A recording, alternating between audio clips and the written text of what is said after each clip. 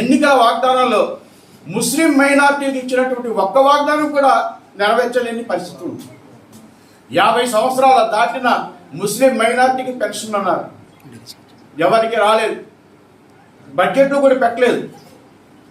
తర్వాత అలాగే మరి దుల్హన్ పథకం కింద ₹1,00,000 ఇస్తున్నారు, అది అమలు చేయడం లేదు. ఇలాగా చెప్పుకుంటా పోతే ఎన్నో ఉన్నాయి. 5% రిజర్వేషన్ ఇచ్చినటువంటి వైఎస్ఆర్ యొక్క రిజర్వేషన్ని తీయడానికి బీజేపీ కుట్ర పందితే దాంట్లో చంద్రబాబు నాయుడు గారు భాగస్వామ్యం అవడం కూడా జరిగింది.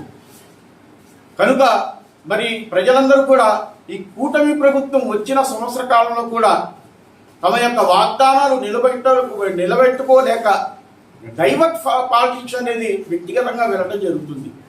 దాంట్లోనే భాగంగా ఈ రోజుని వైఎస్ జగన్ని మరి ఆయనకి ఏదో ఒక కేసులో డైవర్ట్